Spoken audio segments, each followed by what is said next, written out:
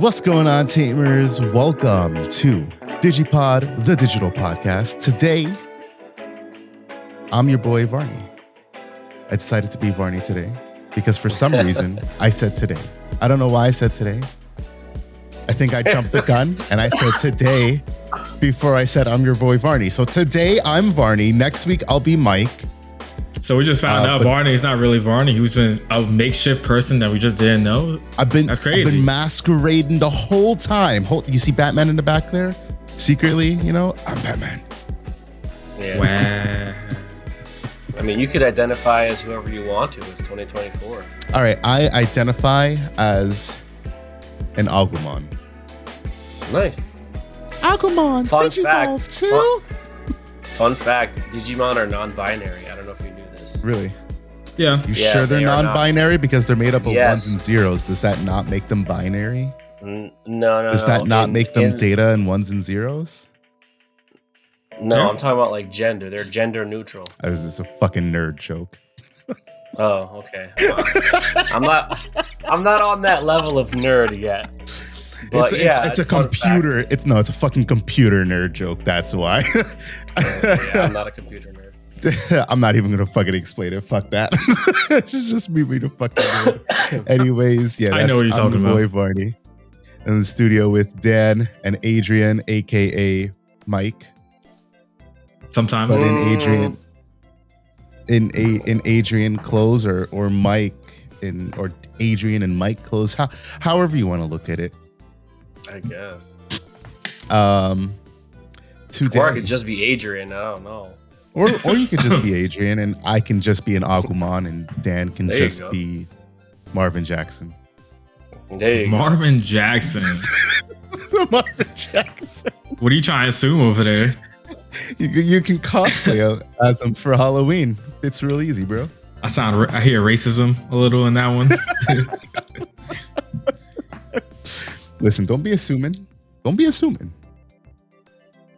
Anyways, let's hop into it. Locals. There was no locals. We had no locals. Well, for Dan and I, locals was Case Tournament. So first in of all, Connecticut. A shout out to Unsettled Geeks in Connecticut. Sir. They held a BT15 Case Tournament this past weekend, and we saw the boys from Connecticut. That is Lance, Cliff, Kobe, Chris, and many other people whose names I either did not learn or am forgetting. So shout out to you all. You guys are awesome. Thanks for having us. Winter didn't show up. I don't know why. Winter left us hanging. Show up, yeah. I was expecting to see the boy and play against him as per usual because we always play against each other in tournaments. It was very saddening. You know. I did play against Lance, and I guess I'll go first since I'm talking about it. So Case Tournament. It was a 5-round tournament with a top cut for top 8. We had a total of, I think they said 28 people, right, Dan? Yeah. That's good. So 28 people. It was 5 of us who came down from PA. It was me and Dan, as well as Gino, who some of you in Discord know as Cyberphile. I guess I probably shouldn't out Gino like that, but I just outed the shit out of you. So sorry, Gino. So, Ian came down with us, as well as Harold. I played Fenry Lugamon because I was going to play Leviamon. This was a post-Bandless tournament. I guess that's an important distinction to make. And yes, I was going to play Leviamon, but I decided not to because Leviamon did not treat me nice in playtesting all week, and Lugamon did. So I said, all right, cool, we play Lugamon. And unfortunately, I went 2-3 with Lugamon. My first round, I played against... What the hell did I play against my first round? Man, I can't even. You played against Kobe first round. Was it Kobe? Oh shit, I'm so sorry, Kobe. You're gonna kill me. I'm sorry, Kobe. I played against Kobe first round, Yellow Vaccine. I took that 2-0. It was some nice battles for sure. It was a very aggro Yellow Vaccine build, which made me scared because I didn't know if I'd be able to kill him, because I didn't know if I'd be able to get set up before he killed me. Luckily, I was able to pull it out. My second round, I played against Grace Novamon. I also took that 2-0. In my third round, I played against Gino, who was playing Mirage. And I lost game 1 to a very unfortunate misplay That was definitely not like a big misplay, but like it's like one of those hindsight things. I should have blocked, but I wanted to make sure like I kept as many bodies on field. You could watch it on stream as well. I wanted to make sure I kept as many bodies on field because I didn't think he'd be able to OTK me. I didn't realize Mirage can OTK the way that it did. Because I'm pretty sure I had 5 security. I was like, Mirage can bring you down all the way. I was like, there's no way he can OTK me, and I got a blocker. Like, I'm good. So I didn't block the first one, and then he proceeded to OTK the fuck out of me. And it's all because of he said what was really good for him was the BT15 Makaogamon, like the one that gives you for that deck. The one that gives you plus 1K. Yeah, 2K for every 2K for every 4 cards. Yeah, 2K for every 4 cards. I had like 12, so he was like plus 6K. So he took a 13K swing. So like he said the only thing he was afraid of was hitting, like a Dexmon or something in security. For me, I run removal. I run X program and rival. So I was hoping he'd hit something, but unfortunately nothing of that popped out of security. But he was able to take that early swing and then go into Mirage, get the unsuspend, and then start swinging. So like, because even though I was at 5 security, that swing with Mach Galgamon is what helped him win. And also because I decided not to block. If I had blocked, it would have passed back to me. I cleared his security out, and I just didn't have the Black Automon in the second one in my trash for rush. And I also bottom decked the Chimeramon or something, or couldn't find it. So there was just no way to close game out for me. My second game, I fucking lost that -1 memory to a full moon meteor impact, which was tragic. I was Fenry. I was like, we going in. We was 12 or so, no, like 16K, 2 checks. First check, full moon. No, actually, no, that's probably a lie. I think he was probably at like 2 sec left, but it was full moon meteor impact at -1 memory. And I was like, turn pass. Damn. And then he came up and OTK'd again. So yeah, unfortunate. And I told Gino, and I'll tell you guys now, that is why I'm putting ADP in that deck. Because the second match I played, not my 4th round. My 4th round I played Lance. Lance was playing Leviamon, and he hit me with the Anubismon on turn 2, the one of Anubismon. And I was like, fuck, I gotta deal with this. So I dealt with it, not in an optimal way, because I literally didn't have anything set up. He put a fucking Anubis on field, and I was like, well, I guess I can't remember if I either Helluguard it or if I Rivals did or what it was, but it just wasn't ready to do whatever I did, and I gave him like a ton of memory, and then he came up and set up a Levia X, forced me to play out a Digimon, Levia X, chomp chomp, and then 3 checks, and then swing other shit for game, because he had 2 bodies that I wasn't able to deal with, and 1 in raising. And then game 2, yeah, there's just, he ruin moded me. I was like, you dirty motherfucker. You dirty fuck. So good. I was like, why are you playing this in Leviamon? Not that it's not a good pick, like it definitely is. But I was like, fuck, don't do this to me. Why do this? That was unfortunate. So no, I did not lose to Leviamon because of the deck. I just lost to Leviamon because Leviamon X is strong. I don't know what shit y'all was talking about. Leviamon X did place 3rd in the TBL, but we'll get there. So you didn't lose to Levia, the deck, but you lost to Leviamon. Is that what you just said? Can you repeat that part? I didn't lose to the strategy of biting crush. Or the thing about Levia X popping out of trash. Like, they set up the Dragomon with the X antibody or whatever, and then Levia X pops out and it fucks up your life. I lost to none of that. No, Lance was retroactive as fuck. He said, I'm putting this shit in trash and I'm digivolving same turn, which is exactly what the fuck he did. I actually kind of like the way he ran it. Yeah, I would too. That'd be the way I would play it. Hell yeah, it runs a lot better because like you don't have obviously the Garuru package. He ran a little bit of it, the Gabumon and the Garurumon, but he also like found out, or not, maybe not found out, but like he did what like the thought that I had in mind, which is using X anti-Proto to take advantage of not only Dober X but Cerberus X, because Proto form only tucks itself underneath if you digivolve with its effect, which I didn't realize. Correct. So you have to digivolve with its effect But that's not bad because you can go into Dober X for 1. You get a draw 1, trash 1. You get the same exact thing with Cerberus X, but for 2. So being able to do that and set up whether, even if you go Cerberus X and pass turn, next turn, if that stack lives, you get to come back and whatever you do, whether it's like Octomon or you get into a Dragomon somehow, a Warosiedramon, and you play out your opponent's Digimon, or if you swing at security and a fucking Tamer pops out, then you still get to get those shenanigans off. So I definitely like that, and I'm going to be hitting Lance up once I decide to get back to the My Love Aya build, but it's currently been retired while I playtest other decks. Then my 5th and final round, I played against Sekcon, which I did not realize I was playing against Sekcon until it was too late. And I know that sounds really weird, but here's what had happened. I was getting food. And they were like, the round has started. And I was like, shit, my food's not ready yet. So I had to wait like 5 minutes for my food to be ready. And then I was like hauling ass back there. And I was playing against Chris. So Chris like hatched a yellow egg. Then he digivolved into a Salamon. He played something. And I don't remember what it was, but everything pointed to me and said, oh, look, he's playing a yellow deck. A nice, wholesome yellow deck. So I just did my shenanigans. I set up, I digivolve, whatever, blah, blah, blah. Blah, blah, blah. I raise, I'm going in. Like, I set up the whole Fen return, and then I hit into a long key and security. I'm like, all right, yeah, no, that's not bad. Next turn, he drops the BT3 card or whatever. When a card is removed from stack, it's the purple one, gain of memory. And I was like, oh, I'm not playing against a nice, wholesome yellow deck. I'm playing against Sekcon. But it's too late. I already went through half of my deck. I don't have anything set up. Like, well, this game's probably an egg, and it was an egg. I decked myself out. Yep, I decked myself out because I had no choice.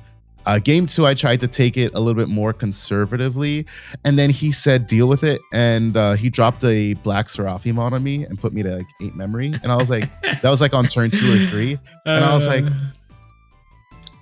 well,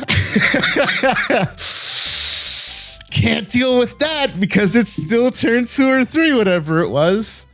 So yeah, I lost both of those games, and I promptly decided that I was going to put ADP in Lugamon because I'm tired of dealing with those shenanigans.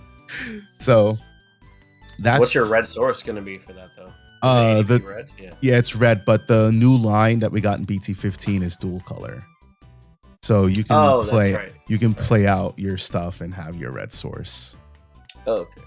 So it's super nice because it is native and you don't need to have anything out of, you don't need to over tech or anything. ADP is a good card.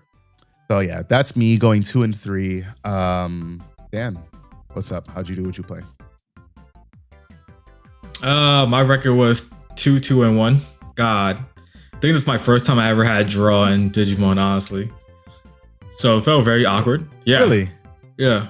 Wow. I don't think I ever had, I legit don't think, because anytime I was like very close to time or in time, I won or lost. I think I'm pretty sure I never like actually had a draw. So it was the first one, so it was weird.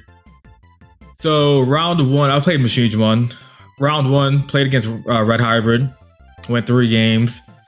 The guy, shout out to him. He's a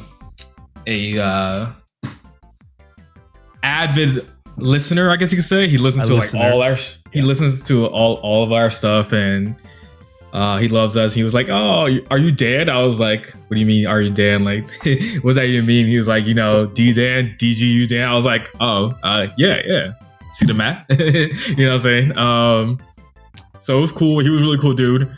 But it was like his first time playing in a while, since last May, I think he said. It was something like really long.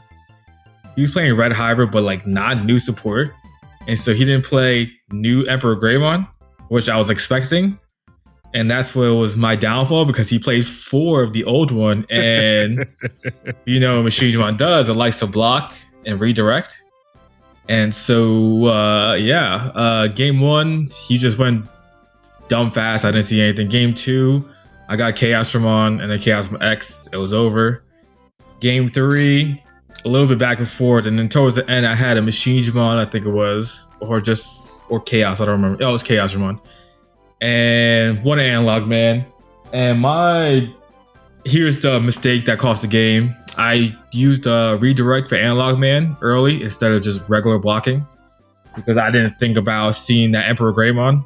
I saw it once in game 1, didn't really do anything, or game 2 or whatever it was, didn't do anything. So I didn't even worry about it. I was like, all right, he has the one of the old school Emperor Greymon. Not worried about it. Then he did it again game 3 for a game, and I had to block to survive because I had 0 security. And then he goes game 5 memory because the Emperor Grey +3 and then the Takuya +2. So 5 in general, and then unsuspended swing again. I was like, ooh. Yeah, and he goes, yeah, I only have 4. I have 4 of this because I don't have the new one. I was like, of course, that would be my luck type of thing, you know what I'm saying? If I would have did it the correct way and did reverse, he would have been able to swing over the Chaosmon, and then that's it. And then I would just remove sources, next turn Chaos X, Digivolve, and like probably would have had game at that point. It is what it is. Game 2, round 2, I played against another person who listens to us. His name was Jared, I think it is. We know who he is, Varney. He was running the new Oriyumon D-Police stuff. That was my draw. He won game 1. He just got bored, set up, and I just really couldn't do anything. And then game 2, I just board controlled the shit out of him. With Chaosmon, I just didn't really let him have his stuff. He kept trying to go to Brigademon. I would just Digivolve or pop it, swing over it, and then I won. And then game 3 was a long, drawn out game that was just took a long time. He kept trying to set up, especially like Brigademon and was it a Cargodemon, right? That lets you summon stuff. And so yeah, he would do that, and then I would legit have the instant answer. I was like, all right, I'll just Chaosmon, Digivolve Brigademon, try to get rid of some of your board control. But like he was going so wide, and I just kept going back and forth with it because he would DCD bomb me. So now I would just go back to like a Chaosmon or something.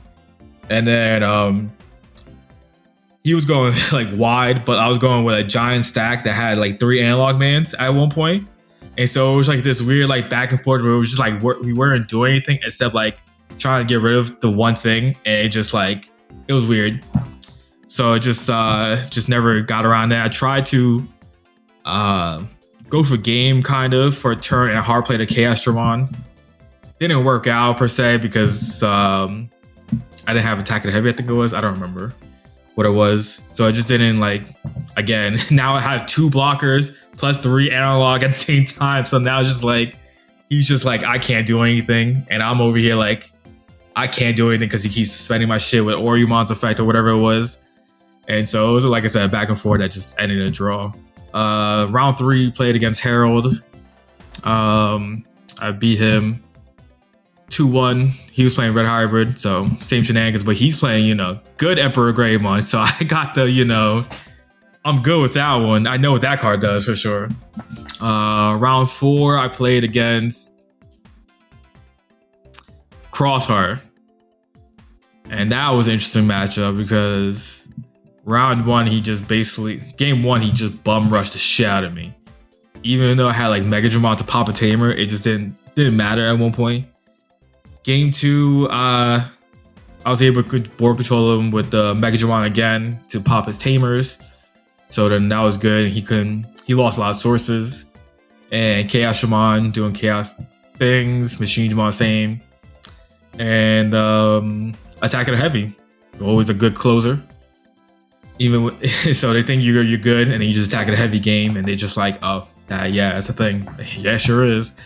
Game 3 was crazy because this man had the God hands. And sense of he had 3 of the triple tamer. So that means I can't pop those, and he would just play those instead. And then he had the stupid new cross card, the Cross 2, the Shaolin Cross 2.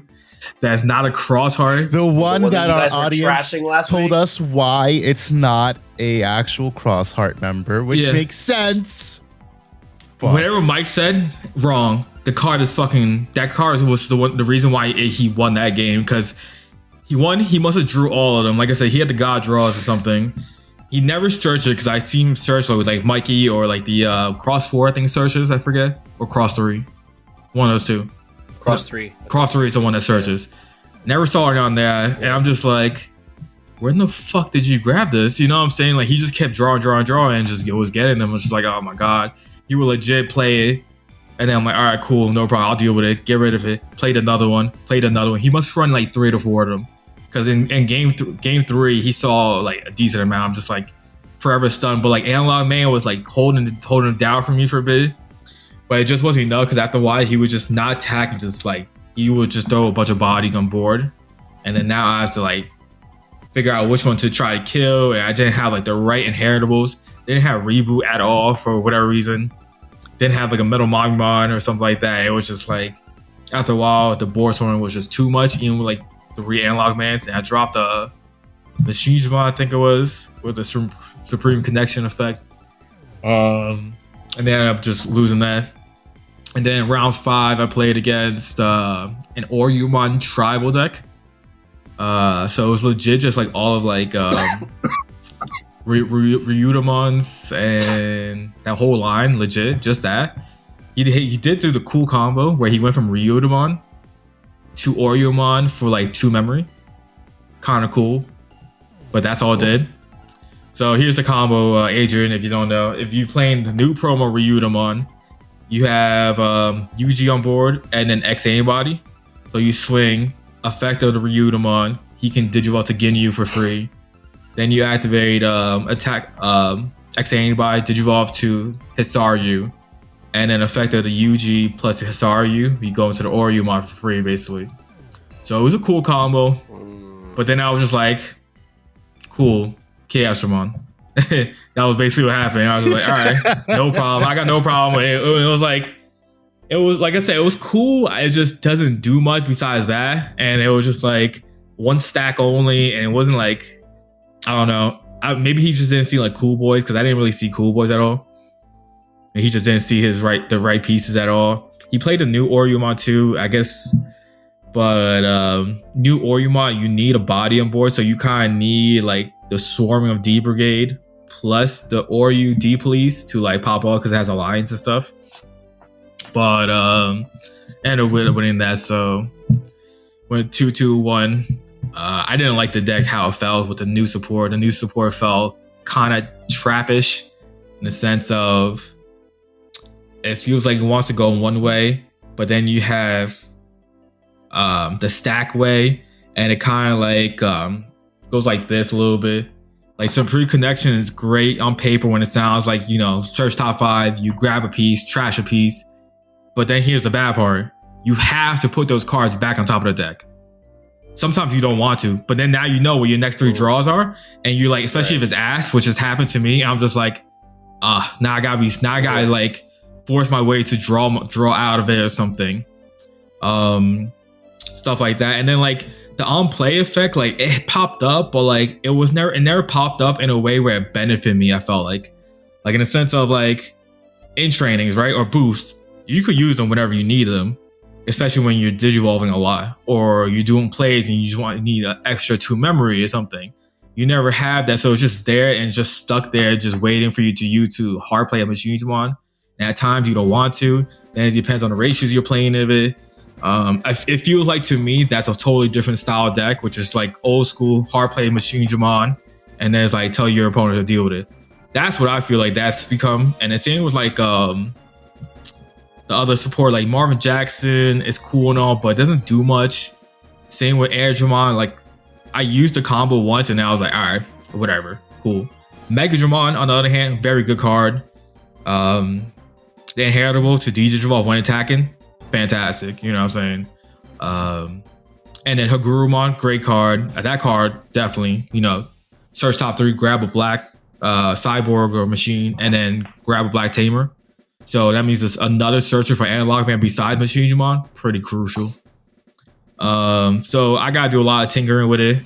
Wasn't a fan with how it felt after a while. Definitely going back to like 3-1 split with like 3 BT11 Digimon, like 1 EX01. and then I would go to a whole different style deck if I want to play like Supreme Connections and stuff like that. That's how I feel it is right now, and yeah, that's how it was. So that's the drawing board for it. Yeah, so has been the consensus of what I've heard about like Marvin Jackson and Shinjimon as a deck and everything. Like Marvin Jackson is cool, doesn't really do anything outside of gaining you the memory. I agree. It definitely seems like it forces a different style of the deck, especially because like of the like low end, it kind of forces you to play. Like you definitely want to play the Airdramons. The Airdramon has like Reboot as an inheritable, which is cool. That's cool. That's great. But the problem is like, and then the weird part is like, if you have a Haguru with Airdramon, is like double Reboot. Now it feels terrible. There's no other inheritable to like balance that. But you need Hagurumon. That's what I was just about to say. So it's like that Hagurumon is like so good that I would not play it, especially at 4. But it's like, damn, like it just doesn't. The inheritables don't sit well together, like you said. It's like it's weird. So yeah, it's a really weird and tough spot to be. You know what it is? It's because secretly, the spicy way to use Marvin Jackson is putting him into Fenry. Because you can just put Airdramon in because it's SOC. So it's searchable by SOC. And then you can Digivolve over Lugamon. And then you can get the D-Digivolve when you tuck Marvin. And now you've got all the shenanigans that Marvin provides. Like, isn't that cool?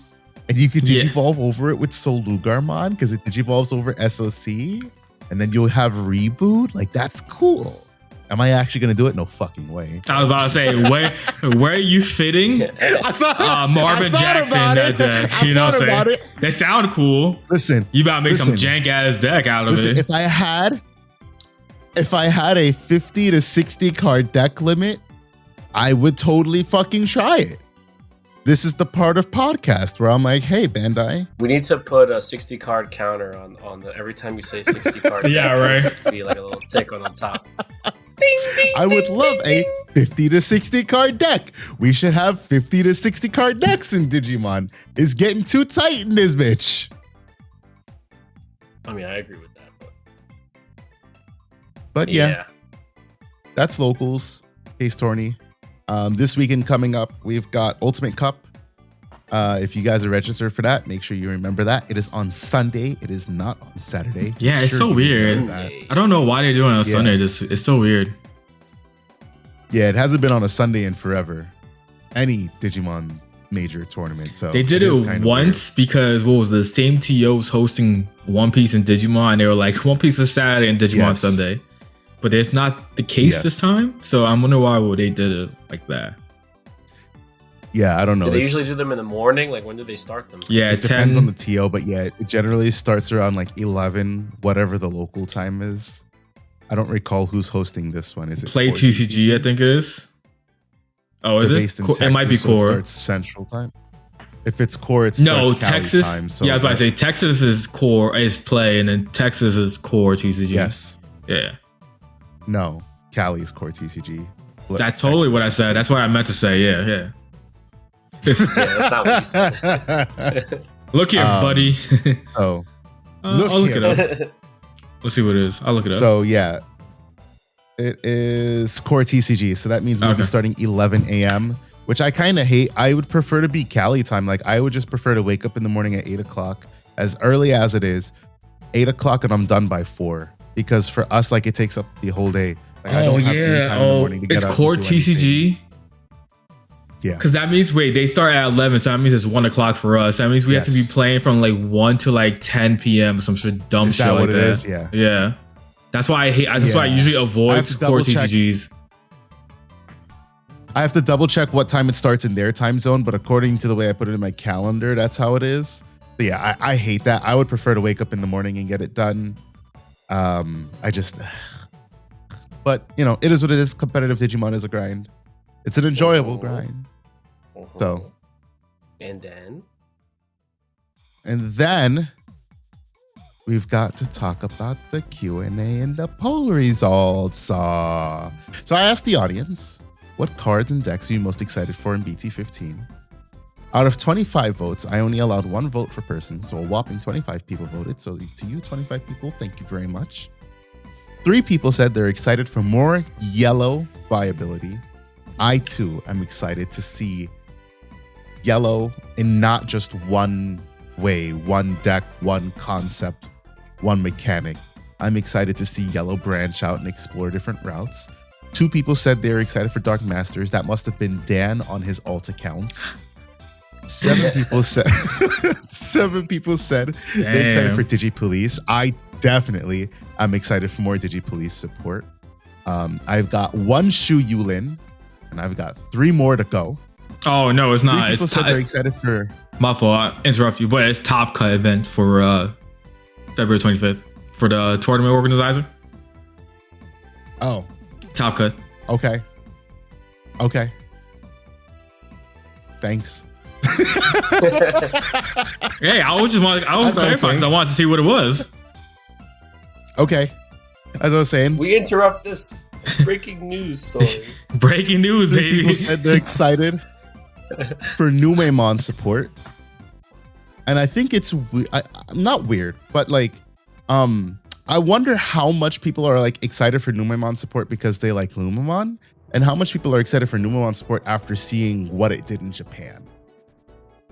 Because probably a lot of it is the later. There's not that many mad people like me who are like, yeah, I want to play Numemon the deck. Right. Like, I know I don't really care for Numemon so much as I just like the idea, like what the deck does. So like, I'd be one of those people who is excited for the support, but only because like I saw what it does and I'm like, all right, cool, I like that. Which is nothing wrong with that. I'm not saying there's anything wrong with that. I'm just like, I get excited about things that I like, but I also get excited about, oh wow, that looks cool, or I really want to play that. I want to try that concept. 2 people said they're excited for Cyborg and Machine support, and I guarantee that those 2 people are Justimon supporters. So that means one of them was Adrian, and the other one was Adrian on his alt account. Yes, sir. Because the Justimon cope is real. Yo, it is real. You cannot let the dream die. And then 3 people said, one card, and that's how Terrymon became Cybergemon Ace. That's how Terrymon became good, right? Ace. That's facts. Well, it took a whole deck. Yeah, same with Beelzemon. Yes. Yeah, same with Beelzemon. Yes, exactly. Yes. And then, so 3 people said they are excited for finally good bird support, which is true. That's like, valid. It is finally good bird support, and it's good enough to play, but it gets even better in BT16. But it is good enough to play right now. And then 5 people said other, and I know I saw some responses for others, so let's find them here. So Shady Water said a lot more than just this, but Shady Water said he is excited for the LM Gamma support, as well as the Tentomon, / Insectoid support. And then he elaborated on it in Discord. Oh, well, actually, he elaborated on something else. So I'll get to that one in a second here. R. Totten said, I'm looking forward to green support, Veggie, and Fairy and Insect, because we did get the Palmon X line and the Myotismon support. I'm going to skip because I'm going to read the other part of the question separately. And was there one more person here? No, that was it. Okay, that was it.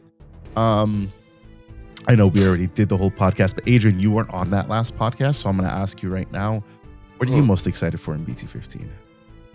I was excited that I pulled 2 Melgas out of my 2 boxes. Yeah, that was goated. You're fucking busted for that.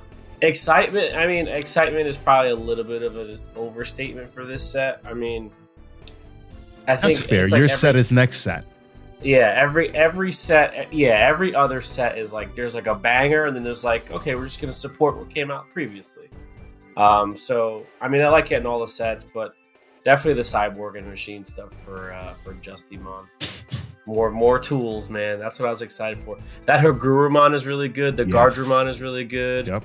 Why didn't they give them different inheritables? That's so fucking weird. I mean, at least you have stuff to choose now, though, too. Like, yeah, you know what I'd like to see? Kind of just mix and match. You know what kind of like mechanic air quote I'd like to see? Like switchable inheritables. So like you can choose to have like one or the other. Like if you have reboot in the stack, you can then have blocker. Like you can combo reboot and blocker. In a like, so for example, with the Hagurumon and the Guardramon, right? They would both have like reboot and blocker, but it'll be like reboot, and then Guardramon would say like reboot, but if the Digimon has blocker, or if it already has reboot, then it has blocker instead, or something along those lines. So like you're giving them 2 inheritables, is what you're saying? Well, yes. Like an either or? It's an either or, right? It's an either or, but like it's one is like the primary, and then like if it already has one, then it falls back to the secondary. I don't know, man. If it has reboot, then instead of getting a second reboot inheritable like we were complaining about, it'll get blocker. Yeah, but I mean the solution to that is just play the other counterpart that has a different inheritable. What other? I agree, but they released 3 cards that all have the same inheritable. Yeah, but what I'm saying is like, okay, so the Hagurumon inheritable is reboot. Yes. Okay, so there's a Kokuamon from. Understandable. I forget what set. Right, so just play a different card that has a different. I hear what you're saying, but for some decks, they're not going to play those, right? Like the Hagurumon is like almost an auto include. And then you've got Airdramon, which does something entirely different from Hagurumon, but then it still has reboot as an inheritable. And then you've got Guardramon that has what? It's like a protection effect, right? It can't be deleted by effects. Can't be deleted by effects until any opponent's turn. Also has reboot as an inheritable. And it's like, okay. So you're saying, I see what you're saying. One of those could have been blocker get redundant instead of reboot. Or something, or honestly. Like, so the problem, I know why. I think I know why, because they're all supposed to be working with Marvin Jackson, and Marvin Jackson has Jamie and Blocker on him. I mean, okay, I get it. I agree. I don't disagree.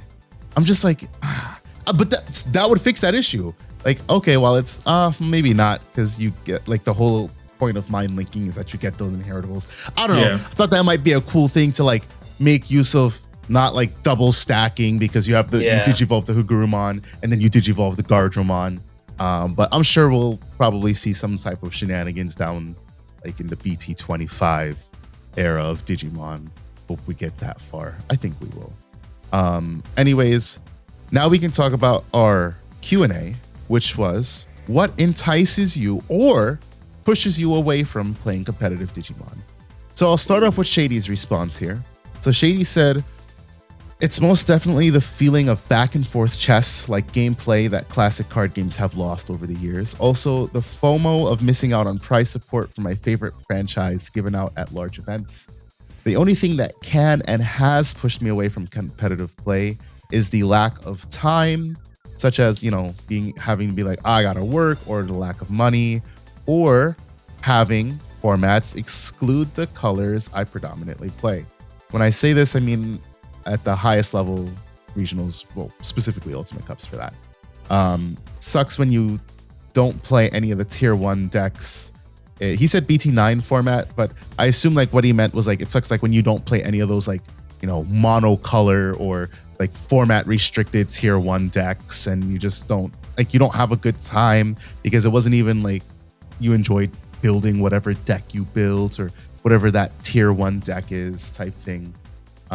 But he also follows up and says, however, this game is amazing, and taking a break during a main set is all the more exciting when a new set drops, revitalizing the meta every few months. And I agree with that. I think the time period that we have in between sets, like we're about to be on BT15 for 3 months. Yes, we're going to get the bunny deck. That's just the bunny deck.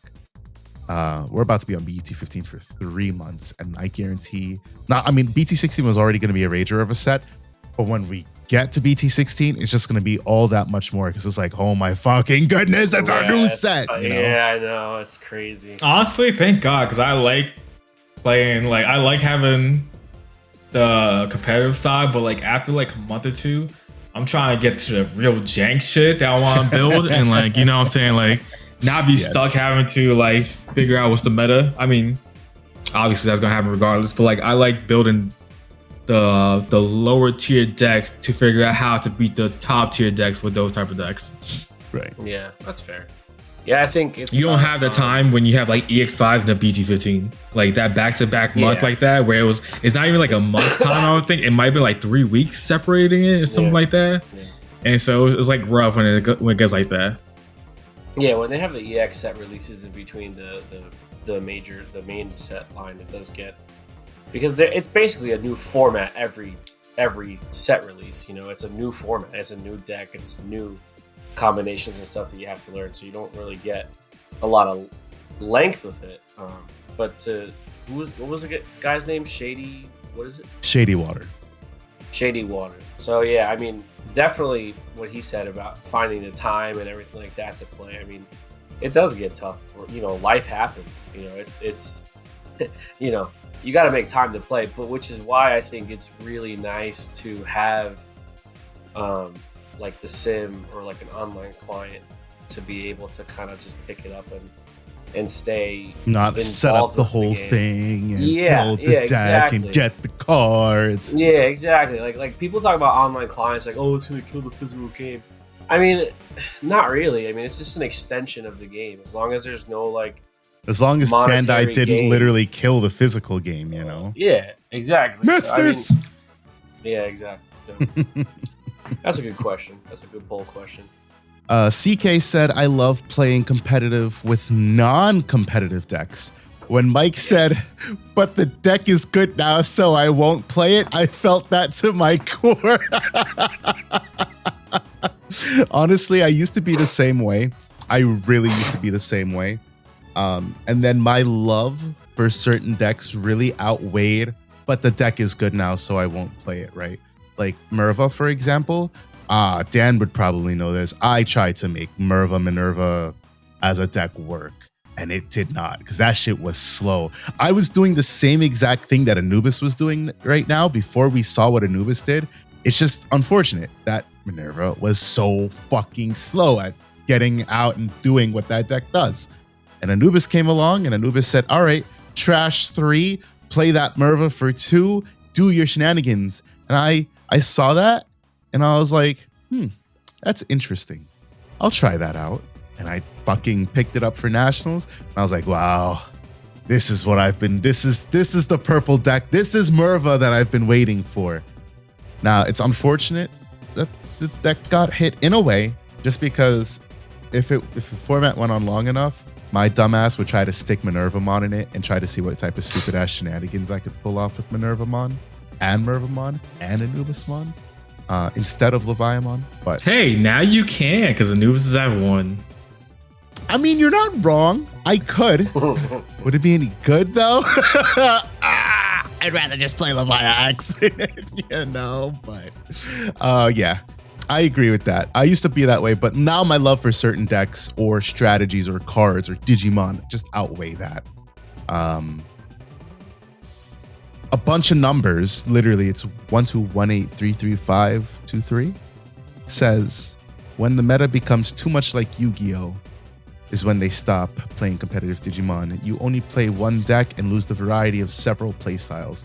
Digimon TCG has many decks that are fun and competitive at the same time. And that's very true. I think the last time we saw one deck over dominate was Beelzemon, right? I mean, maybe for a short period of time. It wasn't like that long though.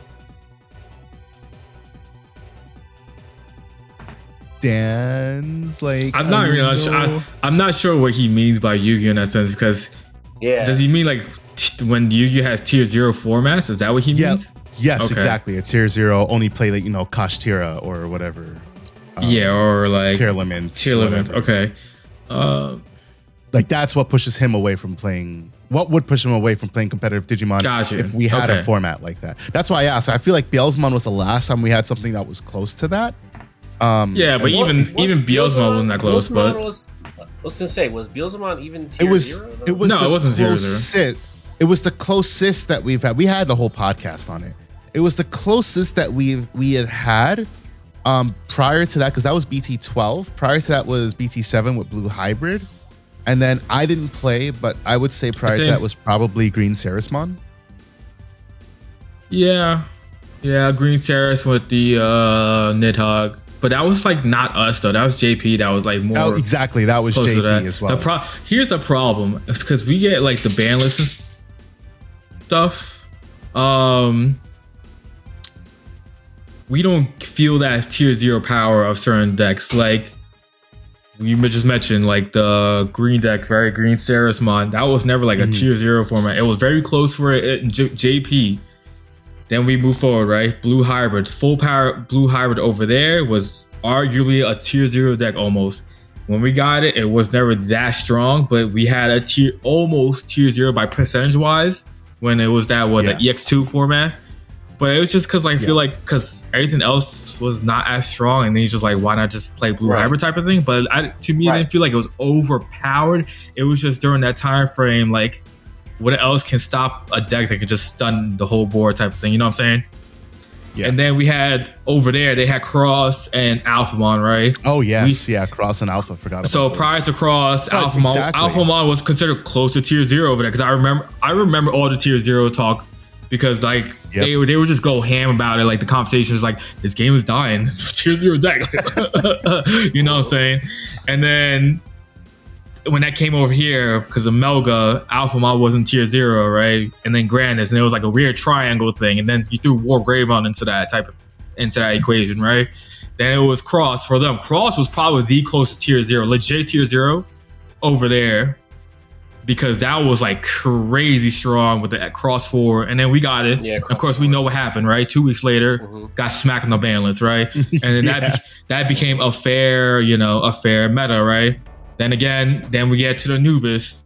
Anubis was probably close, but not close because you have Melga, Beostar, Anubis. You also had Shine, Mirage, that was just a really strong deck, but that's not tier 1. Yeah, I don't think it was tier 0, but it was just because like the conversation of it popped up because of how crazy it was. And then you had Pokemon. The reason why I say it wasn't tier 0, but tier 0 strength is because they had 3 other decks that popped up at the same time. It's Pokemon, Anubis, and Melga. You can't say you have a tier 0 format when there's 3 decks that's considered the best of the best. You know what I'm saying? Right. If you want to say tier 0 in the purple side, and the color of purple was tier 0, arguable. I mean, sure. Yes. Yeah. You had, and then of course you had 2 ban lists for that for us, right? So we felt the power of Anubismon, but that was like, it was full power because it just wasn't, those cards that got hit wasn't for Anubis, it was for Pokemon, basically. Yeah. And Melga got the indirect shots. Yeah. Exactly. So I still don't even think it would have been tier 0. Like, it's not a tier 0 deck, period.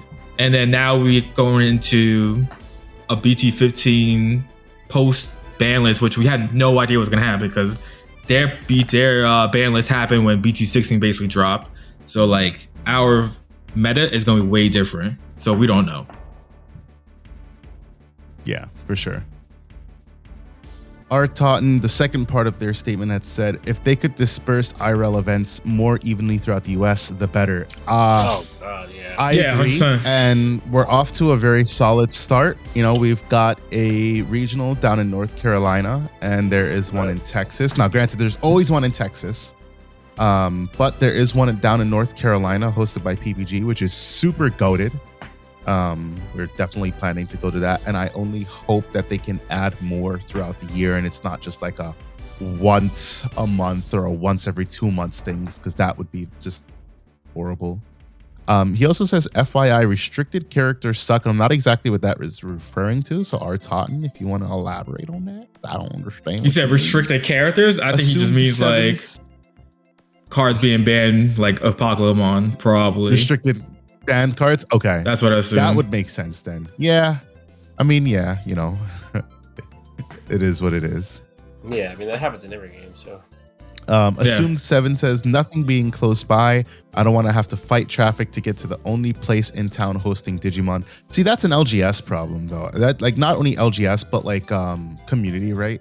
Like, a lot of people, I see it every day on Facebook and Reddit. They're like, oh my goodness, is Digimon dying? It's like, no, what? Why do you say that? Oh, it's dead in my locals. Okay. Did you find like another locals? Did you hop online and like see any other community to join? Like something like, I don't know. Unfortunately, like some areas just gravitate away from it, right? Like we're very fortunate that like in East Stroudsburg area, there's just a bunch of people, or I would say the Lehigh Valley and Pocono area, there's just a bunch of people who like Digimon. We have a locals for it, but some places don't have that luxury, and that's just unfortunate. And I think what's even more important is that you find like an online community, whether you like webcam games or not, just finding an online community that you gel with and is people that you can talk to and maybe play with every so often. And especially when the sim comes out, be able to hop on the sim and play with people. That's something that could really keep you in the game, revitalize your love for the game. And hopefully when IRL events do start being more widespread, you know, you go, because yeah, you may not have a locals, but hey, cool. There's a regional like 2 hours away from me. I can meet some people there. Fuck it. I'll take that drive, you know? Yeah. Speaking of, real quick. I just gotta get something off my chest.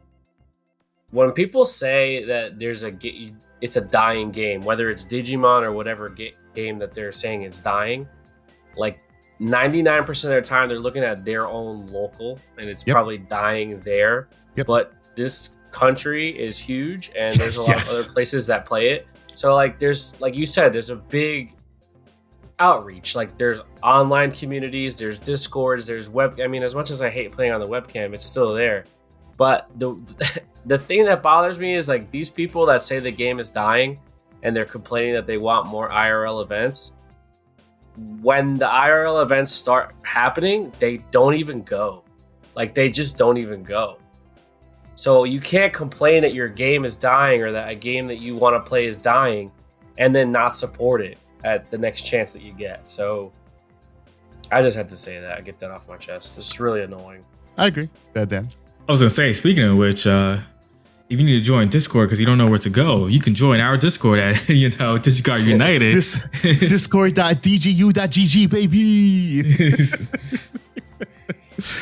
Let's see here. Garagon says, I like the general competitiveness of it. And unlike most other TCGs, this one has flexibility of allowing diversity in terms of decks and what you can see, although you still see a larger majority. And I'd agree. I mean, I don't play, obviously I don't play anything else competitively right now. But like even in Lorcana, like set 1, set 2, like there was a very distinct deck or 2 or 3 decks to play if you wanted to consistently competitively top. Yu-Gi-Oh is Yu-Gi-Oh. I'm not even going to talk about that. Pokemon is sometimes diverse, sometimes it's not. No, Pokemon is not diverse. Yu-Gi-Oh is crazy diverse right now. Yeah, right. Yu-Gi-Oh is way more diverse right now. Yeah, you know, it wasn't not so long ago, but yeah. I'd agree. Like Digimon, like I said, like since Beelzemon X, and even that, you know, wasn't overly bad in the way that like if you didn't play Beelzemon X, you wouldn't win. You could play. I mean, fuck, we had Bagramon top 64 at nationals, 900 or almost 1,000 player nationals that Bagramon top 64 at. I don't want to hear that this game ain't diverse. This game is diverse AF. If somebody can take Bagramon to a top 64. Jay Stort says, not being able to participate in regionals is what would drive me away. All the March and April events are sold out now, so I have to wait and hope I can get into the only May regional now. I can't do the IRL because they are so far. Now that's, while a fair point, I'm glad to see them sell out, but at the same time, it's a good problem to have. I'm glad to see they sell out, but I'm not, because I know that the cap is low. It's a 384 player cap, which is atrocious because we've had 512 player caps.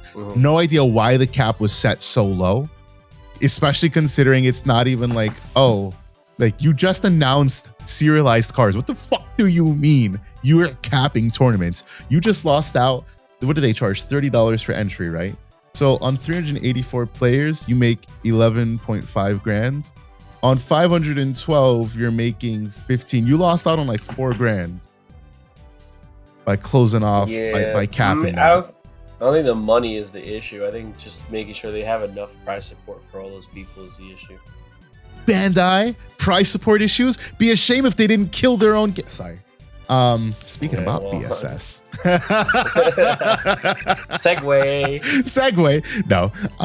Last comment. Greg says not having regularly held in driving distance IRL regionals and ultimate cups.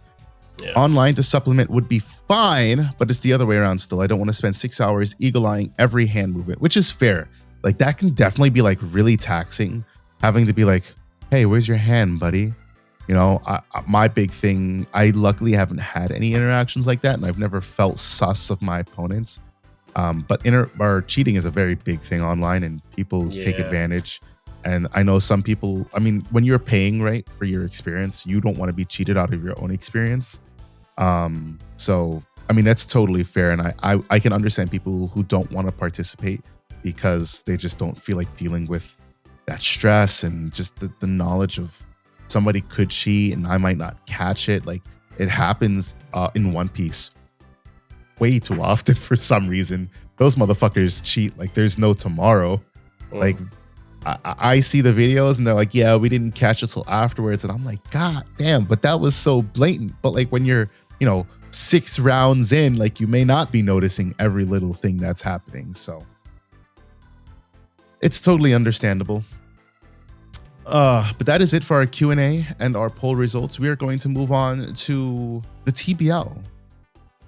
The Tamers Battle League Week 9 happened this past weekend, in which we saw a red hybrid mirror match, Shady Water. Do you remember? I know you don't remember, but I'm going to ask you anyways. Do you remember when you said, I did my stuff with red hybrid, I'm going to play a different deck?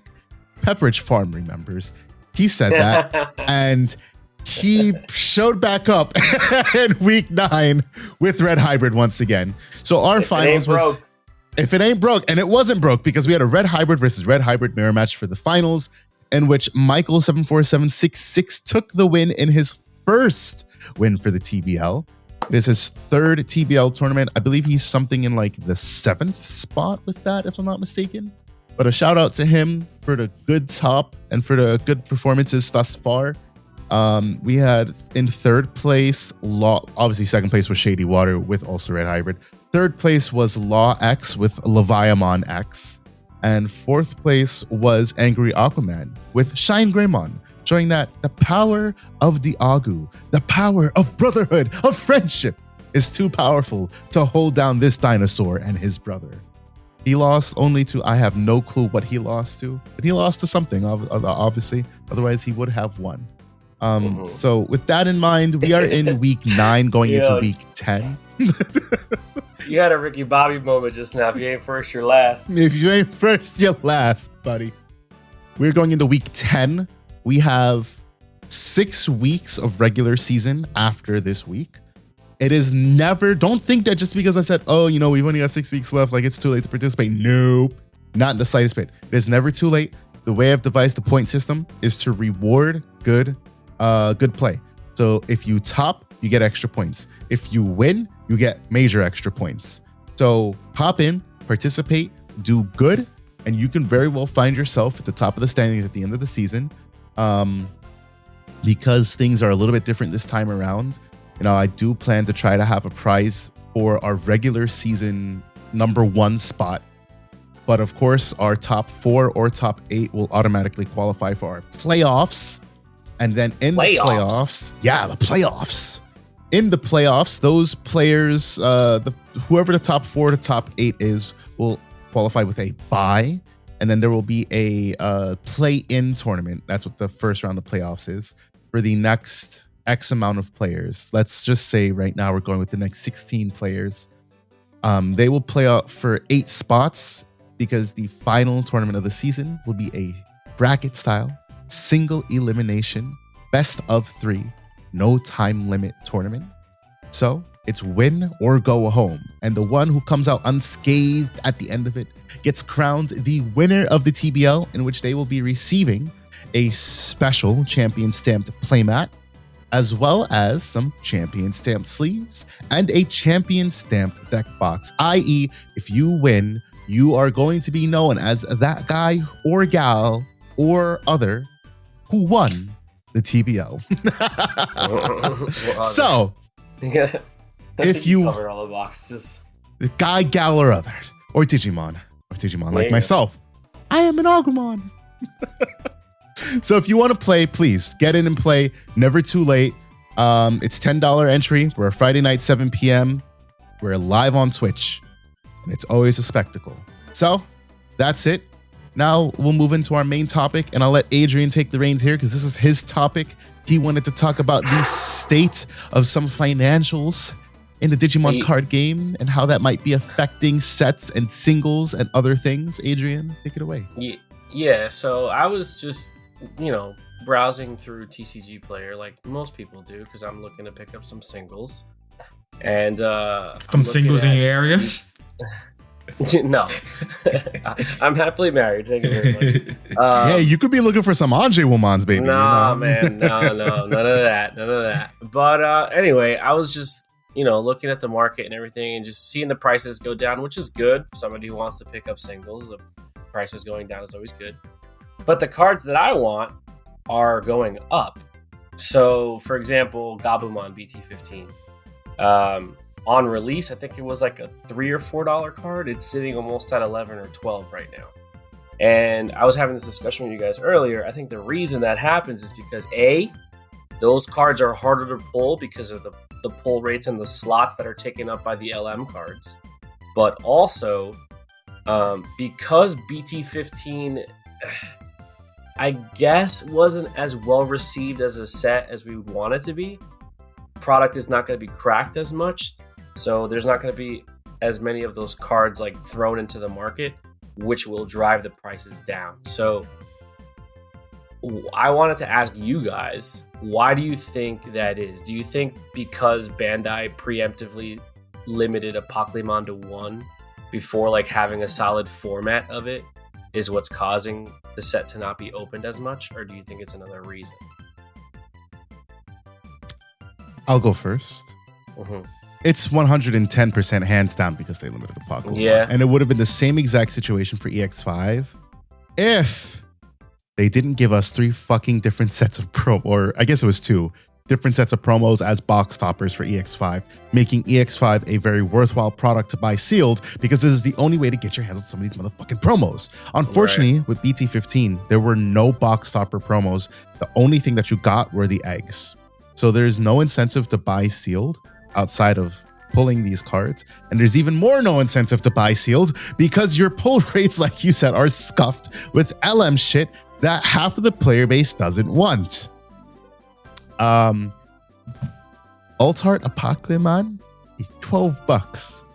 Regular Apocalymon is $5. Dan, how much do you think these cards would have cost if this card wasn't limited? Regular art, probably 30 to 40, easily. All art, anywhere between 50 to 100, depending on how crazy the meta is with it, realistically. We saw people line up, and so this is why I say this, Adrian. We saw when BT15 was released in Japan, people were lining up to buy sealed product of the set. Yes, sir. Promos or not, they lined up to buy because Apocalymon was the must play even before. Like, it was just a must play 4 of Secret that they had to get their hands on. Dark Masters, everybody loves their classic Dark Masters homage back to 01 type thing, right? And that card on release, I remember East said that shit was somewhere like $90 US for the regular art. So to pick up a playset of these motherfuckers was expensive AF. And so we totally expected, the regular art, I agree. So I think it would have been like the Royal Knights Omni level, probably at 30, if not 40. Alternate art would have been like 60 to 70, if not 80. And the 2-star or the whatever it is, special pull rate, that shit would have been like 250, 300. And now it's hit. And now nobody wants it because it's just the one of. And who needs more than one? Yeah. It's just the unfortunate reality. This set would have sold well if it wasn't hit preemptively. And we know Bandai wasn't trying to hit it. they just had no other choice.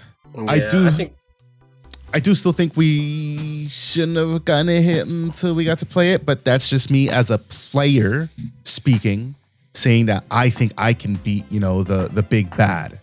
I think Bandai still made the right decision, considering that they don't want to diversify, or they don't want to, give us a separate ban list or anything. So they made the right call to at least be able to fix the meta in Japan. So it is what it is. It's one of those things that we just got to live with. I mean, I think when unification happens, it'll help, obviously, because we're going to be opening and doing all the sets and everything at the same time, so there won't be a preemptive hit. So I guess financially it'll be better. But I just think it's good, but it's also bad because, I don't need to get, the card that I want is the one that I'm like, I don't want to pay $12 for, because it shouldn't be $12. It's just $12 because it's inflated. It's probably short printed, or it's in a slot that the pull rate sucks on it, and there's just not a lot of them. And there's only 43 listings of Gabumon on. Yeah, I mean, let's talk about some shit, right? LM, I think everybody has a gripe with LM, regardless of like whether you look forward to Gamamon support or not. Like, LM is a pack of, what was it, Dan? Like 22 cards, I think LM was total. 20 cards. The LM01 was 20 cards. Yeah, it's not even that much. You could have thrown that shit. If you wanted to fucking give that to us, you could have given us a double pack like you already do for retail. They give us double packs for all the major sets. You could have given us that. You could have given us a gift box. It could have been 4 packs just the same way, because that's originally how we got Classic Collection. Like, before we had even gotten Classic Collection boxes, I think we were getting that shit through fucking gift boxes. Gift boxes, or you could have just given it to us. It's 20 cards. Just give us a booster pack of LM per box. Like, straight up. The pull rates aren't going to be that bad. Like, the hardest thing to pull there is going to be the Quantumon, because it's the secret. But you're still going to pull, like, I don't know what you would do in terms of the pull ratios for SRs. Maybe you do 2 LM packs per box, but I never liked the idea of LM diluting the pool of shit for me to pull, because I don't give 2 fucks about Gamamon. If it was, something that was part of the set, it'd be different. If these were the reveals, I wouldn't be as upset, because I'd be like, all right, cool. Like, this is what I might pull, whatever. But coming in the BT15, I was like, yeah, like, I want my vaccine stuff, and I want Leviamon, and I want, my Digipolice stuff. And I'm like, fuck, I gotta contend with my pull slots for those being this dumbass LM shit that I don't give 2 shits about. And this not even that expensive. Quantumon, which should be the most expensive card in the LM set, is $15. On the first page of Exceed Apocalypse, it is the most expensive card for Gamamon. Everything is like $1. I just looked at it. Fucking atrocious. That's fucking atrocious. And actually disgusting. Bro, Serious Ace is 2. Amphimon, 150. Myotis, or not Myotis, sorry. I don't know why I said Myotis. Regulus, $2. Don't disrespect my boy like that. My bad. That's so bad though. Like, if it was announced as part of the set, it was Regulusmon, like BT15, 077, SR, whatever. I know that I'm getting it. Not when I'm like, yes, I'm gonna get my BT15 cards, whatever, and then, oh, hey, also we included the LM cards, so if you pull those, yay. No, if I pull those, no, I don't want those. Right. I didn't even plan on buying that shit. Like, that's what I hate about that. It's pretty crazy to think that an SR and DR Bribon is 88 cents. It looks pretty good though, the art. Now, let's talk about this, right? So, it's not outlandish to see an SR that low, because Kentorismon from Versus Royal Knights is $1. But Versus Royal Knights was opened to all hell. Yeah, it was. People opened the fuck out of that set. And it's still, like, our LGS, you can get a box. I think they're selling them for like something like $50 or so. That's probably because, like, Dan and myself, we bought 2 cases in between us. We bought a case from there, a case from Game Nerds. I got a case by myself. Ian bought a whole fucking case. Like, we bought a lot. And I'm not sure how much he had, but like, it's still in a way worth it to open this, just not at like regular retail price. Because I remember when we opened it and we pulled, I think, out of our 2 cases, then it was 1 Magnamon. We pulled no Ghost Rare. It sure was. I opened 3 cases. I pulled no Ghost Rare. We didn't pull that many Ultimate or Omnis or Gallantmons. I think collectively was like 4 max of Gallantmon and probably like 2 Omnimon. So like the pull rates were atrocious, but I mean, it's still worth it to buy when we look at BT15. I was about to say, in comparison, like price wise, it's probably worth it because like if you hit on a Magnamon, that's already making more money than a whole like box of BT15 probably could make you. Exactly, but the BT15, you're gonna have to pull 2 cards to pull back your value, or one of the SPs. Because so what else? I think like all the other like Royal Knights arts are pretty like they still like worth something. I think the to like cheapest one 20 like, plus. I think I was gonna say the cheapest one was like $20. Guess all arts in this set that's like $15 right now, which is kind of crazy if you think about it. The cheapest alt art would be Garudamon, Nobio. Well, I guess Kari at $11. Yeah, that's for anyone who loves some Kari shenanigans with like Magnum or whatever. Or, I don't know, whatever you want to build with it. $10.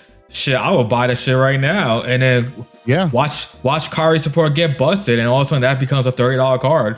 You know what I'm saying? Like that's pretty crazy when you think about it. Good value for now. I'm not saying that Digipolice isn't a good deck. It is. But do I think Ryudomon is a $9 SR? No. There is no fucking way that Ryudomon is a $9 SR when Commandramon is a $9 SR. That's insane. Because Commandramon's utility is insane. Commandramon, I mean, and while we're talking about it, as the days go by, it just feels like BT14 will always be a good set to buy because you're getting not a play set, but a whole set of those training boosts. Oh yeah, that was just money right there on the top. There was some other promo included with it that I can't remember off the top of my head. But then even just looking at what this set introduced, bro, your SR rookies, Palmon alternate arts, they jumped up from $10 to $25. Mimi's jumped up from $10 to $18. Your Patamon SR, Commandramon, those are $9. Palmon is $6. I mean, if you pull a Metal Gray Ace, I'm sorry for your loss. That is it is what it is. Some of the other SRs hold a little bit of value, like Agumon's $3. That's cool for a super rare rookie. Lugamon is $4. That's not bad. Their alternate arts aren't like exorbitantly expensive, but they're worth something. Lugamon is being bought out, so it's $38, but it was like $30 for the longest time. Agumon is $25. Like there is value in opening this set. You don't have to pull cracked to probably crack back on your value just simply because of the training boost. Wisdom's $10. I know because I just bought one. Physical trainings, the yellow one, $4. Mental, that's $6. So you're looking at $20 in memory boost already. And I haven't named the red, black, or green one, which probably brings it up to $35. So you buy a box for like $75. That means your 2 alternate arts are most likely plussing you on value. And then you've still got your SRs. Like if I could get a case of Blast Ace for like, I want to say $750, $800, I'd jump on it. Yeah, I think that's a little high still. Maybe 7. 7 is where I'd want to get it at, but I think that's unrealistic. I haven't seen a case on TCG Player for 7 since November. Yeah, that's fair. I'll tell you and the real. I jumped on it back then. I'll tell you the real reason why. BT15 is just doing a lot worse than BT14. Who's the cover art? Here we go. Greymon is just always better than Garurumon. So of course it's going to be better, and the set's going to be better, obviously. Duh. Come on now. Which secret rare is worth more right now? Your War Greymon or the Metal Garurumon? What's more as a value as a set is obviously BT14. I mean, like I said, BT14 is just a very worthwhile set to be buying sealed. So is EX5 because they have things in them as far as the promos and box toppers that makes them worthwhile. But then there are alternate arts as well. And so like one of the points that you wanted to make, Adrian, was like, you know, you don't think that if BT15 just won't be opened, so it's going to make everything like more expensive. I think like that's going to be like very true because it's the same. I saw that from the door with Resurgence Booster. And of course, that is exactly what happened. Because let's see how much Monzemons are right now. The last time I checked, they were $15 a pop, and they are still $15 for a rare. Yeah, that's he is a rare. Okay? It is a rare. You want to know how much Black Automon Oovers are? They are about $5 a pop for a rare. Okay, actually they went down a little bit, which is good. They're down to $3. But when I was looking at them like maybe like a week ago, they were $5. And then you've still got TK. Oh, that was just Nats hype. That's why. That was Nats hype. Bro, Nats wasn't a week ago.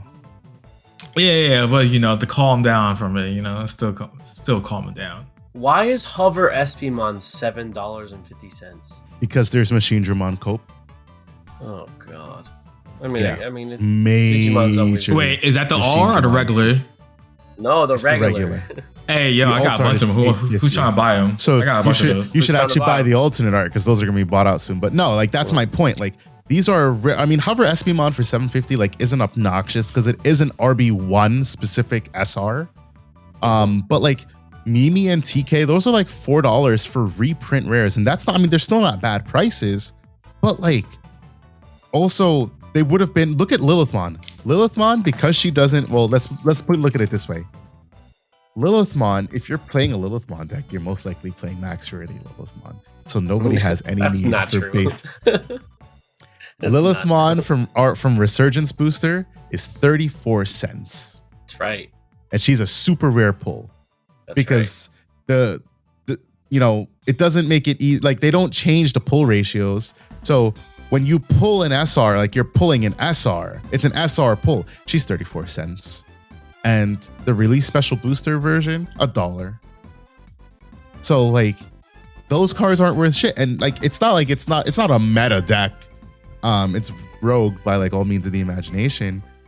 But like if people are playing it, like they're most likely just playing the alternate arts of Lilithmon. So the fucking base arts are worth dog shit. And if you look at like what's it, the Omnimon from BT5 Battle of Omni, because that one got reprinted. His regular art was, I want to say it was like somewhere around like $5 to $8 for the longest time. It's $4 right now for the one from Battle of Omni, and the one that was reprinted in Resurgence Booster, 90 cents. I think I saw 90 cents. No, it's 90 cents, $1. So it's like. So it's like that's a card that sees play. That's a card that sees a lot of play based on like what deck you're playing. So it's just like, it's weird. Like Resurgence Booster needs to be opened, but there's no value in opening it because of like these little things.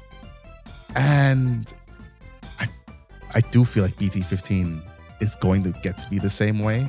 That there's going to be some expensive shit.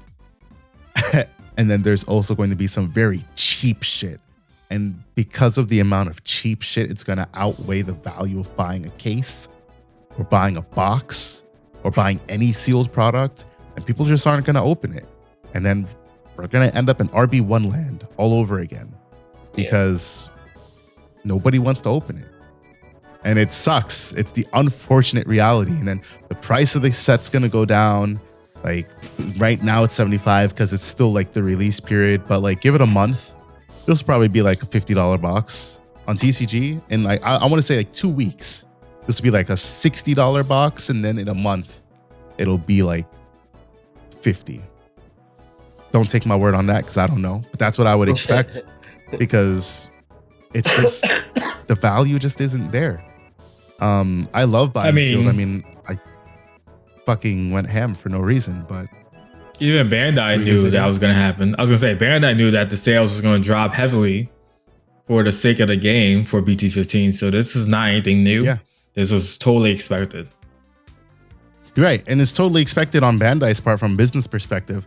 But, you know, I think as a player base, a lot of players fail to realize the repercussions of business decisions. RB01 was the first big one because now we talked about it way back on that podcast, but we had said Bandai's biggest issue is that they need to communicate better because they had said afterwards, you know, we had plans for giving you guys the reprints, the actual reprints, but RB1 was just going to be RB1 cards.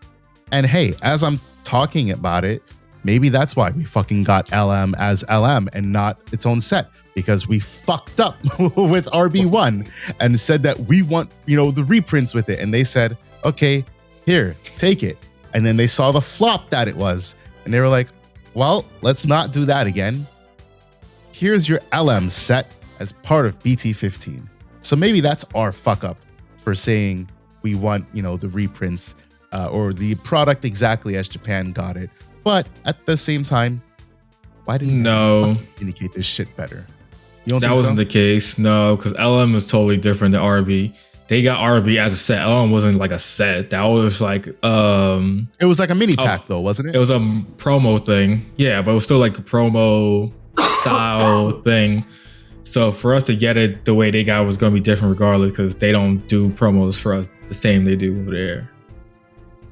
They didn't get LM as a sort of set to buy, like a little thing to buy in Japan. I'm pretty sure how LM02 is distributed. I'm pretty sure LM was the one that they had to go to like different Bandai things in Japan, and it was like a giveaway, if I remember correctly. Because I remember them talking about that. That was like, it was like hard to get some of those cards because it was like a weird giveaway thing if they went to some events or something like that. I don't remember. It's been a while now since LM came out for them.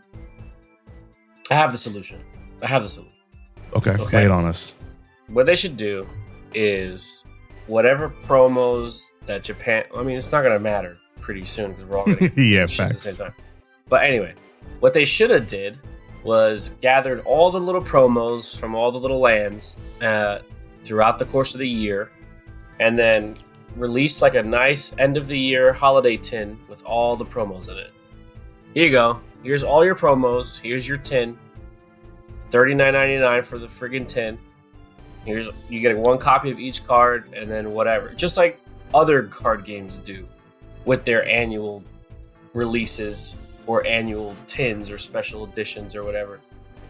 Taking up slots in a core set that people are trying to pull cards that they actually need to play the game competitively and keep the cycle going. It's just not smart. It's not a good business decision because you're like, look what's happening. Their product's not being sold. Their product's not being bought. And hey, yeah, they don't care. They made their money. Oh yeah, but I mean, they could make they made their money, more, but they right? could make more. You know, that's like the biggest thing that like blows my mind, right? I'm like, do you know how much money I throw at Bandai on a regular basis? Do you know how much more money I would throw at Bandai if they did these little things that I'd be like, well, okay, why not? You know, like you said, would I buy a little 10 full of all the promos that I missed out on a 6-month period? Fuck yes, I would. Yeah. Would I buy RB1 Ghost Game cards, like the new shit as its own set? Actually, yes, I would, because I wanted like the Monzemon and the Shinmonzemon and stuff. LM though, I'd skirt that shit like hotcakes. I'd buy singles. There's no world that I buy anything in LM, even if it's its own little pack, not even $10. I would spend $8 on 2 packs of BT15 faster. That is how little I care for the Ghost Game stuff. But like, would I throw more money at Bandai? Yes, the fuck I would. It's just like, do they think about some shit sometimes? I don't know. It doesn't seem like they make So, I mean, we've been saying that for the longest time. It doesn't seem like Bandai makes smart business decisions sometimes, but I'm very interested to see how our new English card game producer handles things. Because we found, like, I don't remember if we said this in a pod this year already, but she is new as of this year. And so it seems like the decision to unify was kind of like, not necessarily just on her, but definitely something spearheaded and said to be like, hey, like, this is probably a good decision to make. Let's get at it. And of course, there's tons of other cool stuff happening that makes it seem like, you know, we're heading in a good direction. It just, some stuff predates her, BT15 and LM1, for example. So I kind of fear we're going to get LMO2, especially because LMO2 is when we're supposed to get Dexmon reprint. So it's like, how are we going to get it? Is it going to be part of BT15 or 17? I don't even know. They haven't announced that shit. We kind of just got to wait. But you know what they could also do? Is they could add these cards into EX sets, because EX sets are already small sets to begin with. Yeah. You know how much EX bulk I have? I just have so much EX bulk. Hey, let's talk about some of my gripes with EX sets. Why the fuck do they cost the price of a main set? They should not cost the price of a main set. They should be about $15-$20 cheaper. For a box that you get the same amount the same amount of cards and the same amount of everything else in it, it's even better actually for that price. It's a lesser card pool, and it's not a better. It's okay, you get 3 to 4 alts in a box sometimes. Okay, just because you get 3 to 4 alts doesn't mean that it's worth it though. Like if you look at like if you take away the promos from BT or from EX5, what are you pulling that's worth money in EX5? Leviamon? Oh, there's a lot of cards. And X-Anti Proto. Right now. That's because 3 cards are smacked on the ban list on the. Okay, all right, let's dial it back to EX4 then. Ruin mode is probably the reason that you buy alternative being in the first place sealed. Yeah, 100%. Because it's $100. Right. Outside of that, why would you buy this set sealed? You wouldn't. Exactly my point. Anymore. Why should it not be cheaper? But you could use that same argument for any old ass set. I just tried making the argument for EX5, and y'all told me that I was wrong for making that argument because there's shit that's worth money right now. Okay, EX4 still got some bangers in here, though. All right, so then let's jump back up to EX5, and like I said, you pull away the fact. Let's theorize. Let's say that Anubismon wasn't hit, and let's say that the promos weren't included in the value. So let's say Anubismon is not a $5 alt. It's currently $4. So let's say that's like a $15-$20 alt, and its SR is if that was a $4 of $5, and I guess. If that was a $4 of and nothing, that's a $40 or $50 alt. There's no questions about it. There's no Leviamon is a 3 to 4 of, and it's 33, and Fanglong is 25, and that's a secret. I think you're wrong. You just admitted it with the Levia. Anubis is a 4 of in the deck. That would be a $40 alt. That's the best deck in that set. What? You know, sometimes I feel like when I say stuff, it's like, oh shit, let me backtrack. Like, I feel like what goes on in your head sometimes then is like, oh shit, let me backtrack and like try to like make up my point a little bit. I said Leviamon was like $33. I didn't say it was 40. I didn't say it was 50. You said it was 40 to 50. And now you're like, all right, well, you reinforced my point. I don't reinforce your point. You just did. Your point was that Anubismon would be the most expensive card. I don't think if Fanglong is a 4 of, and yeah, Anubismon would be one of the best decks in the format. If Fanglong, the secret rare here, the alternate art secret rare and the regular art, Grace Nova and the other one are both sitting here at 2025, max $30 on release. Leviamon's 33. Yeah, Anubismon probably sits at $30, but between Anubismon, Leviamon, Fanglong, what else in this set is worth it to buy sealed? I mean, Dianamon is still an $18 alt. Lunamon is an $18 alt. Apollomon's a $15 alt. Heavy Leo is a $15 alt. Yeah, and then also Ibanwu Ace and the other Ace cards that are alternate arts are like $5 to $6. Bancho Leo is like $8. Metal Gurumon 1 star is like $7. Like for as much as the alternate arts are like 18 and 16, there's also a good amount that isn't that much. And it harkens back to the argument that I had about BT13, where yeah, like now a lot of the Royal Knights are more expensive. But prior, especially when we cracked open these boxes, Leopardmon alt, that shit was like $4 on release pulling. There was other shit that we were pulling that wasn't worth anything. And even now, like there's cards like Leopardmon X, that was hyped. That's down like $3. You've got Mitamamon, that's down to $5. Marukimon, that's a shit card. That's like $1. Like, yeah. Leave Marukimon alone. It's like, I don't think that any EX set, sure, you get the same amount of cards and you get more hits. I still don't think that they should cost the price let me rephrase what I'm saying. For an LGS, I don't think they should have to pay the price of a main set to stock this product. That's a different conversation. That's the manufacturer's decision, because they look at it as they don't care what the value is inside the box. They're still printing the same amount of cards and the same number goes into every pack. So it's still 24 packs of 12. They don't care what the value. They don't care that they're giving you 40 less cards in the set. Right. They don't like care. 73 max. Right, because it's a random. It's a RNG. So it's random. It doesn't matter. You're not guaranteed any type of any specific card. You have a set ratio.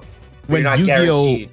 I don't know anything about how Yu-Gi-Oh does any of their product printing, but when they do their non-main set shit, or do they have side sets? I guess I should even be asking that. They used to. Yeah. I don't know about. I haven't followed Yu-Gi-Oh in a long time, but they used to have hidden arsenal sets or like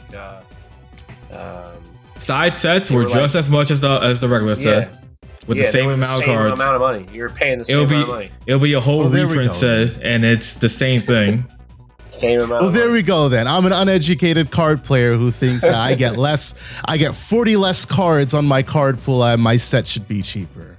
I think the RB shouldn't have been. That's a given.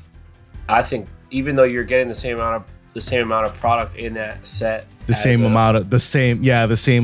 though you're getting the same, they're reprints that you were saying, right? Yeah. Most of that set was reprints, so I don't think that should have been full. But I don't know, but like that's what I don't know. That's tough because like it kind of like reinforces my point a little bit.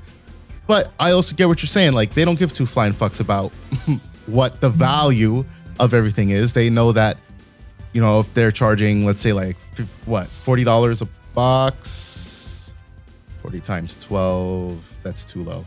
If they're charging $55 a box, and then the LGSs are taking and reselling it, like they know they just made their $55 a box. They don't give two fucks about how much value comes out of it. Oh, you mean like at cost or whatever?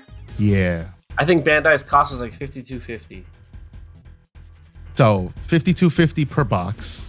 That's something like maybe like $620, $630. And for a case. Yeah, it's about something like that for a case, yeah. And then LGS is typically take and resell somewhere between anywhere the $75 to $100 mark, depending on your LGS. Yeah, I mean, it's hard because I wouldn't even pay $60 for a Resurgence booster, to be honest. Well, not now, you wouldn't. Even back then, like I would pay $50 for a reprint set. Like just me personally, like taking everything out of it, personally speaking, for a reprint set, I'd feel like I pay $50 max. And that's like on my very upper end. Because if I'm paying $75, $80 for a main set, I'm not paying that much for a reprint set that I don't need. Which is why I haven't bought any boxes of that. All of my Resurgence booster shit that I've bought, I don't even remember how I bought it, but it damn sure wasn't through a box. It was through the gift boxes with the alternate art members. Oh, yes. That's how everybody. The only way that they got me to buy those fucking products. Yep, that's exactly. So like, yeah, and that's what I mean. It's like, I didn't know that Yu-Gi-Oh's EX side sets were same fucking price as their main sets. I feel like EX sets should still be cheaper, but that's just me as a card game player. I would prefer to not pay $75 for a box of an EX set. It's considered a side set for a reason. I would rather pay somewhere closer to like $60.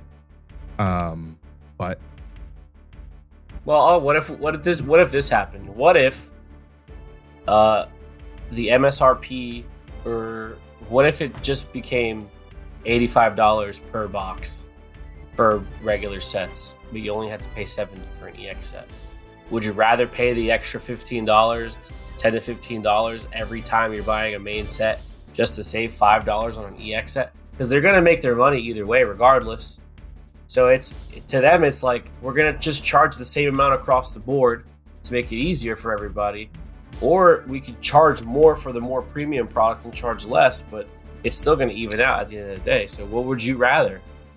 Would you rather? Well, see, that's the thing. I'm living in the ideal world, right? But we also are lucky, at the Edge, we only pay $75 a box. No, we pay 80 Universe, now. Is it 80 now? I'm still cool with 80. Alternate Universe, they charge upwards to like 100 out there. Like, they pay out their ass. Like, they charge the Bandai MSRP of $449 a pack, which is something like $103.56 for a box. Like, that's what they charge. Jaff, they do the same thing. I'm not calling these places out. Like, your business, you can set your own business pricing practices.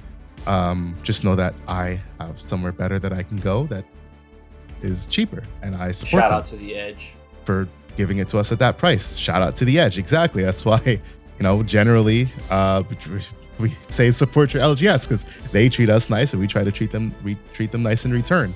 I know some of y'all have complained about your LGSs overcharging you, paying like $95 a box. I would never pay $95 anymore. The last time I paid $90 plus was probably like when Digimon was still in its weird phase of, we have product, but we don't. It's like, we gotta ask $90 for this, and I was okay with it. Now, yeah, no, it's no more than what the Edge charges, and that's just because I understand. You gotta make your profit. Inflation's a thing as well. $80 I'm cool with. $85, we're reaching out there. $90, all right, we're bugging. That's a little bit too much. But would I want to pay $85 and then pay $70 for an EX set? No, I'd prefer, in my ideal bubble that I live in, to pay $75 for my main set and then $60 for my EX set. So it's a $15 difference for you then. It's a $15 difference, because then I look at it this way. $75, I typically buy 4 boxes, so that's $300. $60 gets me 5 boxes of an EX set. I know what you said. I know what you said the other day about your fucking odd ass number shit. It would not fucking entice me to buy any fucking differently. I would still buy 5 boxes. You can't buy it. I would buy 5 boxes. There's no world that I bought 5. Now I gotta pay $360 and buy 6. No, I would buy 5 boxes. You're gonna mess up like the smoothness of the world by doing that. No, you have to buy an even. There are people who buy 1 box and get away with it. I'll be okay with 5. Those people are crazy. Those are the people that put the milk in the bowl before the cereal. I can't. I'm sorry. You gotta buy an evens, bro. If you are a listener and you put milk in your bowl before the cereal, just want you to know, you are a psychopath. And on that note, I think it's time we call it for today's episode of DigiPod, the digital podcast. Are there any parting words for our audience other than you're a psychopath for pouring milk before the cereal, Adrian? Play what you want. Play what makes you happy. Have fun. And Dan? Same. Come on, bro. Wrap it before you tap it. That is it for today's episode of DigiPod, the digital podcast. Until we talk to you guys next time. Peace out. Catch you all on the next one.